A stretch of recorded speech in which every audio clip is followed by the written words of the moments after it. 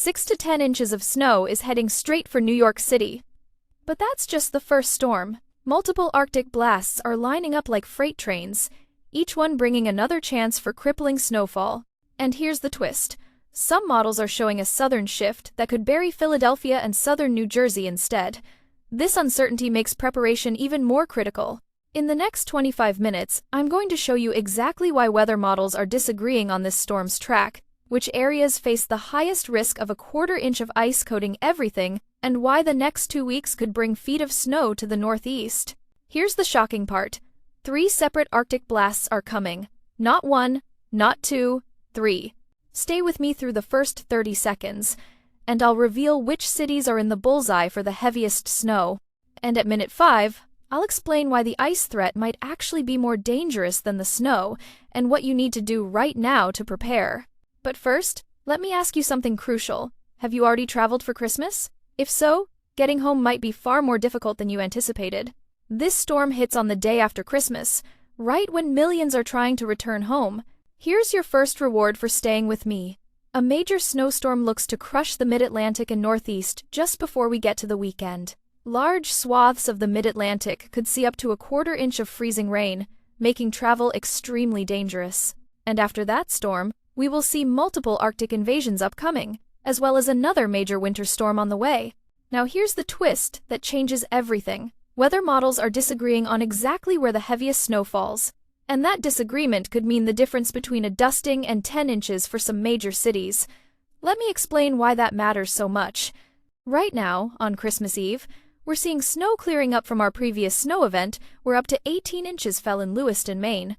That was a very impressive snow system, but it's just the warm-up act. Tomorrow on Christmas, we do see some snow showers returning to northern areas of the Northeast, like upstate New York, Vermont, New Hampshire, and Maine.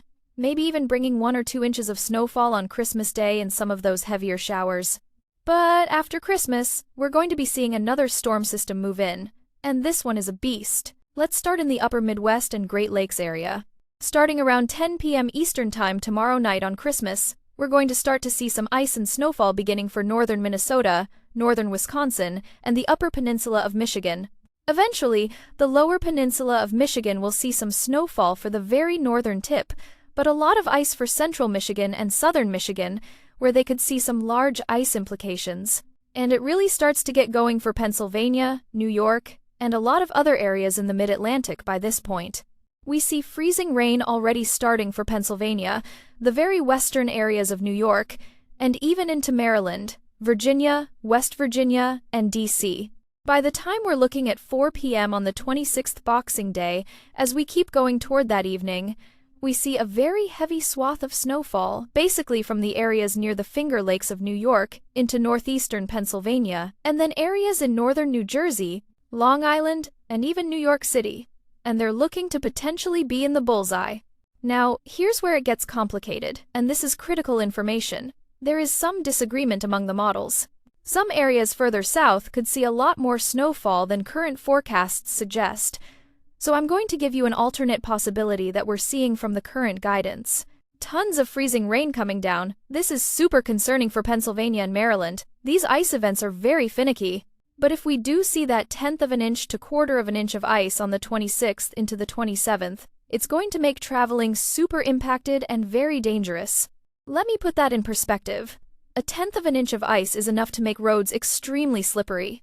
1/4 inch of ice can snap power lines, bring down tree branches, and cause widespread power outages. This is serious, dangerous ice accumulation. Even by the time we're reaching 4 a.m. on Saturday, December 27th, we can still see moderate to heavy snowfall.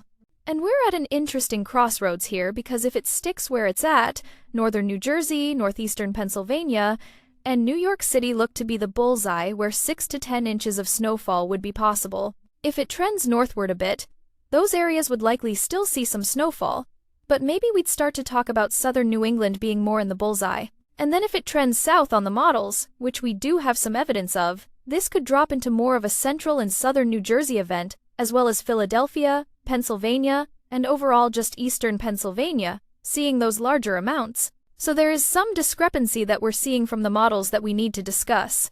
And this uncertainty is actually important for you to understand. because it means you need to be prepared even if current forecasts don't show your area getting hit hard. At minute 5, I promised you information about why the ice is so dangerous. So here it is. This forecast is from the National Weather Service. We see anywhere from about 1/10 to 1/4 inch of ice for a lot of Pennsylvania, especially northwestern Pennsylvania into central Pennsylvania, but we see a lot of that for Maryland as well. This could be a pretty widespread ice event, super impactful, and I think the freezing rain could be more of an impact to driving than snowfall. It's just a sheet of ice. Terrible, terrible, terrible. You can't shovel ice. You can't plow ice effectively. All you can do is wait for it to melt or try to put down salt and sand, and even that doesn't always work. When you're driving on ice, your car has almost zero traction. Braking distance increases by 10 times or more. A stop that normally takes 50 feet on dry pavement could take 500 feet on ice. Think about that. If someone pulls out in front of you, if a light turns red, if a child runs into the street, you cannot stop in time. Now let me share something from Scripture that I think is profoundly relevant.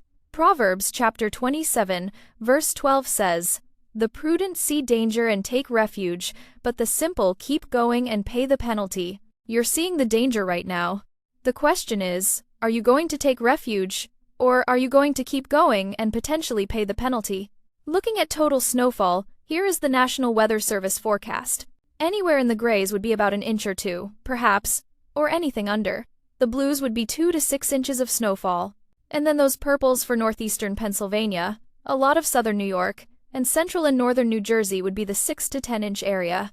Looking at the European model, which is the actual model we just looked at a moment ago, we see that's a little bit further to the north, more so over New York State and into Connecticut and Long Island, a little bit for New York City, but this is a more northern solution. Here's the NAM model. This is the 12-kilometer NAM model, and we see more 2 to 6 inch amounts and a little swath of 6 to 10 inches straight through northeastern Pennsylvania, northern New Jersey, and then right into New York City. And then here's a southern solution for you. The RRFS model, which is set to replace the NAM model in March, by the way, shows 6 to 10 inches more so through central Pennsylvania, southeastern Pennsylvania, and then into southern and central New Jersey. A much further south solution on some of these high-resolution models.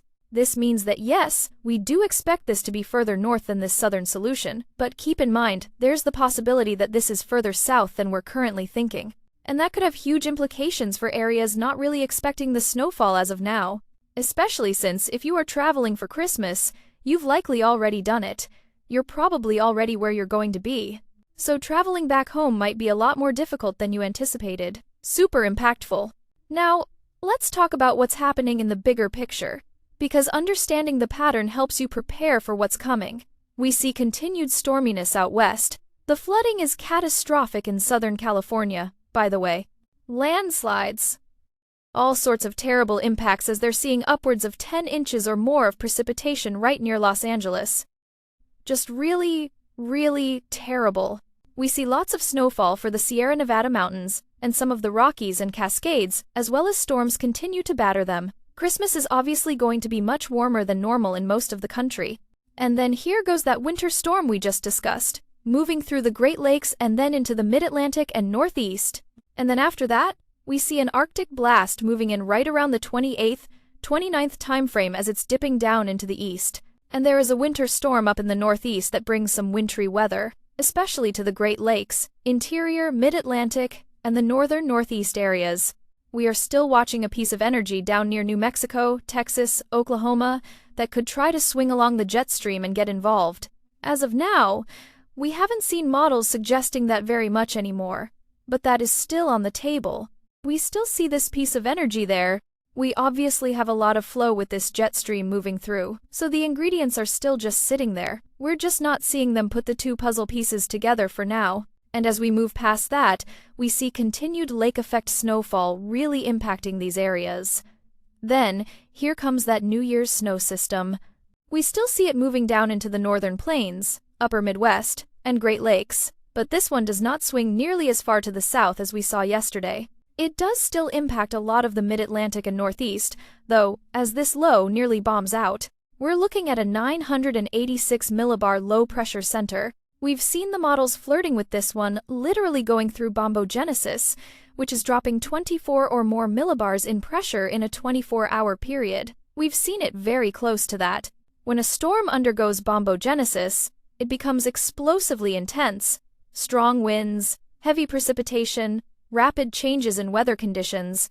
These are the storms that meteorologists watch very closely because they can produce impacts far beyond what typical storms produce. This one continues to bring very heavy snowfall to the northeast before moving out. We do get a brief warm-up, and I mean warm-up back to normal, not way above normal temperatures. As we approach the end of the first week of January, we see continued snowfall perhaps for the Great Lakes and Northeast during that first week, and then another wintry event perhaps again as we're closing out that first week of January with a low nearby Missouri and some heavier snowfall for the Midwest and Great Lakes. This is very far out though, so take it with a grain of salt, but that is what we're seeing for now, and that moves toward the northeast. And then we get to a very interesting point where the northern jet is moving across just like this. The southern jet is perfectly infusing into it, and we have another piece of energy, very similar area as New Mexico, Texas, Oklahoma, even bringing some snowfall down there that could easily latch onto this jet stream. If this type of storm track starts to really get suggested by the models, then we really need to watch for areas deeper south than typical. New Mexico, Texas, Oklahoma, but then Arkansas, Missouri, southern Kansas, perhaps the northern Gulf states, Tennessee, Kentucky, and then the lower mid-Atlantic. This is the type of pattern where these areas can get a surprise system. I'm just pointing out that on 2 occasions during this entire model run, we've seen the models try to put something together that's a southern slider, so we need to be on alert that the ingredients are there at times. Now, the temperature pattern. We know we're going to be very warm for Christmas. The rest of the nation is pretty warm while on Boxing Day. The Mid-Atlantic and Northeast are far below normal temperatures, so it's going to be interesting. Areas dealing with record warm temperatures for the middle of the nation, while we're getting really cold temperatures and a snowfall event in the Northeast. Really a tale of 2 completely different stories. And as we move past that, we continue to see the warmer air until the 28th, 29th, when we finally get an Arctic blast to knock it out of the way. And then we see a brief warm-up between these 2 cool-downs. But then we see an even more impactful Arctic blast for the 1st, 2nd, 3rd of January. And we get a brief warm-up, but it looks like another Arctic blast starts to move in right at the end of the model run, so maybe even not just 2, but 3 Arctic blasts popping up. We get brief warm-ups in between. It's not staying cold, stagnant, cold, but we see repetitive Arctic blasts moving in one after another. And here's why that matters. This is going to allow for snow opportunities to occur because usually these storms are moving in between the warm and cold air masses, not just straight through the cold. You want to see this up and down if you're looking for snowfall. That's what's going to create opportunities. Think of it like waves hitting a beach. One wave comes in, retreats, another wave comes in. Each Arctic blast is like a wave of cold air, and in between those waves, you get storms. And storms plus cold air equals snow. Total precipitation through the entire model run is huge out west, not only for the West Coast but also for the Rocky Mountains. We could see huge totals down near Los Angeles. We see decent amounts in the east. There's a little bit of a drier spot over the southeast, but generally this is decent for this time of year. Total snowfall on this European model is really elevated. Not only for the Sierra Nevada, Cascades, and Rockies, but looking at the northern plains straight through the Midwest, really this whole chunk of the nation. Northern plains, upper Midwest, Great Lakes, parts of the Mid-Atlantic, and then into the Northeast. This is really a snowy look over the next 2 weeks from this European model. This would amount to many different snow systems, adding up to feet of snowfall for some of these spots, especially when you move beyond the pinks and get into these pastel colors. That's indicative of close to 2 feet or more of snowfall. We're getting really high totals from the models as of now. Let me put that in perspective. 2 feet of snow is waist deep for most adults. That's not something you shovel in an hour. That's not something that melts quickly. That's the kind of snow that shuts down cities for days. That's the kind of snow that collapses roofs if it's not cleared. That's the kind of snow that can be deadly if you're not prepared. Now, I want to talk about practical preparation, because understanding the forecast is only useful if you act on it. First, if you're traveling home after Christmas and you're in the path of this storm, consider leaving early, before the storm hits, Or consider delaying your trip until after the storm passes. Don't try to drive through it. Second, if you're in an area that could see significant ice, prepare for power outages. Have flashlights and batteries. Have a way to charge your phone without electricity. Have enough food and water for at least 3 days. Have a way to stay warm if the heat goes out. Third, if you're in an area expecting heavy snow, make sure you have a snow shovel. Make sure you have salt or sand for traction on walkways. If you're older or have health issues, consider hiring someone to clear your driveway and walks. Shoveling heavy snow is one of the leading causes of heart attacks in winter. Fourth, keep your gas tank full. In winter storms, gas can be hard to find as people stock up and as stations lose power. Having a full tank means you can run your car for heat if needed, or evacuate if necessary. Fifth, have cash on hand. ATMs and credit card machines don't work without power. Having $100 to $200 in small bills could be crucial. Sixth, check on your neighbors, especially elderly neighbors. Make sure they have heat, food, medicine. Offer to help them prepare. This is what community is about. This is what faith in action looks like. In James chapter 2, verse 15 through 16, it says, "Suppose a brother or sister is without clothes and daily food. If one of you says to them, 'Go in peace, keep warm and well fed,' but does nothing about their physical needs, what good is it? Faith without works is dead." When we see a storm coming, when we know people are going to be in danger, we have a responsibility to act, not just for ourselves, but for others. Check on the widow down the street. Make sure the elderly couple next door has enough firewood. Offer to pick up groceries for someone who can't get out. These simple acts of kindness reflect the heart of Christ. Jesus didn't just talk about loving people, he fed them, he healed them, he met their physical needs, and we're called to do the same. Now, let me give you specific timing for this Boxing Day storm so you know exactly when to expect the worst conditions. Christmas night, starting around 10 p.m. Eastern, ice and snow begin in northern Minnesota, northern Wisconsin, and upper peninsula of Michigan. By midnight into early morning hours of the 26th, ice spreads into central and southern Michigan. By midday on the 26th, freezing rain is widespread across Pennsylvania, Maryland, and parts of West Virginia and Virginia. Snow is developing across western New York and northeastern Pennsylvania. By 4 p.m. on the 26th, heavy snow is falling across the Finger Lakes region, northeastern Pennsylvania, northern New Jersey, and possibly New York City. Evening of the 26th into the overnight hours, heaviest snow continues. This is when accumulations really start to pile up, 6 to 10 inches possible in the bullseye areas. By 4 a.m. on the 27th, snow is still falling but beginning to lighten up. By late morning on the 27th, the storm is moving offshore and conditions are improving, though roads will still be dangerous with all the accumulated snow and ice.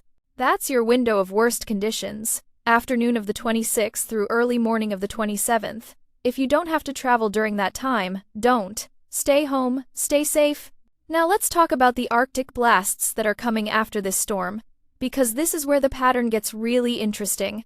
The first Arctic blast arrives around the 28th, 29th of December. This brings temperatures well below normal across the eastern United States. We're talking about highs in the teens and 20 seconds for areas that normally see highs in the 30 seconds and 40 seconds. The second Arctic blast, even more intense, arrives around January 1st, 2nd, 3rd. This one brings even colder air. We could see single-digit highs in some northern areas. Wind chills could be well below zero. This is dangerous cold, the kind of cold that causes frostbite in minutes. The third Arctic blast appears to be lining up for around January 6th, 7th, 8th, though this is getting into the range where model accuracy decreases. But the pattern supports continued cold shots. In between each Arctic blast, there's a brief moderation. Temperatures rise back toward normal, maybe even slightly above, but then the next blast comes, and each time there's that transition from warmer to colder. That's when storms develop. That's when we get snow opportunities. For those of you in the northern states, the Great Lakes region, the Northeast, this pattern is a snow lover's dream, but it's also a pattern that requires constant vigilance. Storm after storm after storm means you need to stay on top of the forecast. Conditions can change quickly. For those of you in the mid-Atlantic, and even parts of the South, this pattern brings uncertainty. Will the cold air be strong enough to support snow in your area? Will storms track far enough south? These are questions we'll be watching closely in the coming weeks. Now, I want to address something that's important, especially for our older viewers. Winter storms can be isolating. Snow piles up, roads become impassable, you can't get out to see friends or go to church or run errands. And isolation, especially for elderly people living alone, can be dangerous both physically and mentally. If you're someone who might be isolated by these storms, make a plan now. Make sure you have phone numbers for neighbors who can check on you. Consider getting a medical alert system if you don't already have one. Stock up on medications now so you don't run out if you can't get to the pharmacy. And if you know someone who might be isolated, reach out now. Give them your phone number. Tell them to call if they need anything. Commit to checking on them during the storms. This kind of community care can literally save lives. Psalm 68, verse 6 says, "God sets the lonely in families. We're not meant to face storms alone. We're meant to face them together, as a community, as the family of God." Now, as we look at the bigger picture of what January might bring, I want to manage expectations. Long-range forecasts are inherently uncertain. Models can change. Patterns can shift. What looks likely today might not happen. But what we can say with reasonable confidence is this. The pattern favors cold and active weather for at least the first half of January. Multiple storm systems are likely. Exactly where they track and how much snow they produce, those details will become clearer as we get closer. What I want you to take away from this is not fear, but preparedness. Not anxiety, but wisdom.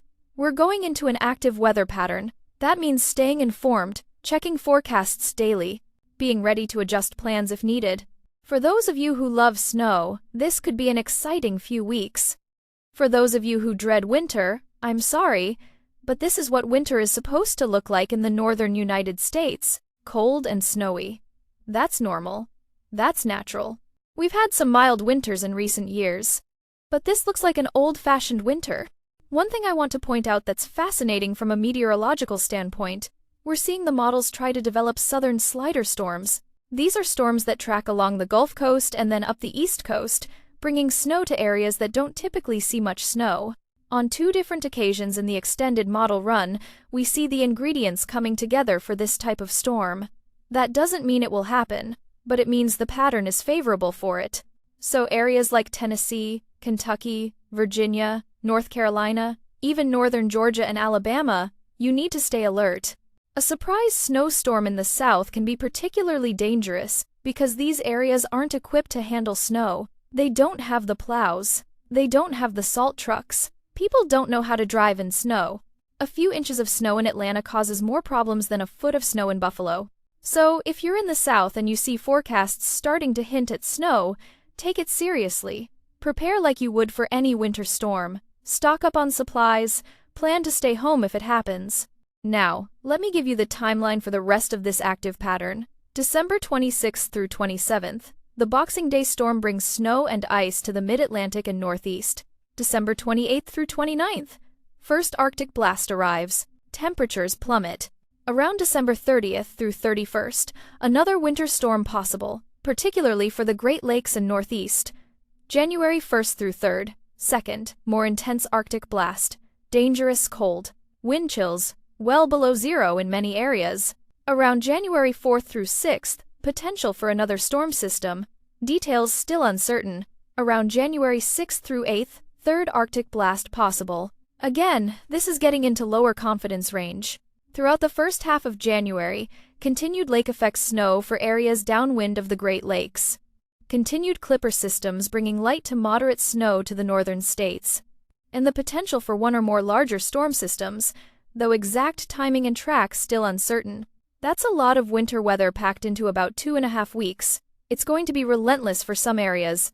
Storm, Arctic blast, storm, Arctic blast, repeat. This is the kind of pattern that tests your patience and your preparation. But here's the thing, we get through it. We always do. Storms come and storms go. The sun comes out, the ice melts, life returns to normal, and in the meantime, we help each other. We check on our neighbors. We share resources. We come together as a community. That's what makes us strong. Not our ability to control the weather, but our ability to support each other through it. That's the real story of winter storms. Not the inches of snow or the wind chill temperatures, but the people who help each other shovel out, the neighbors who share generators, the strangers who pull cars out of ditches.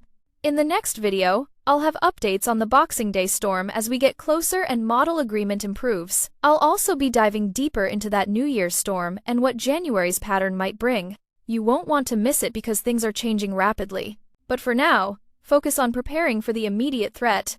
The Boxing Day storm is coming. Ice and snow are coming. Make your preparations now, not the day of the storm. Have a Merry Christmas. Enjoy time with your family and friends. But keep one eye on the forecast. Stay informed, stay prepared, stay safe. And remember, we're all in this together. May God bless you and keep you safe through these storms and always.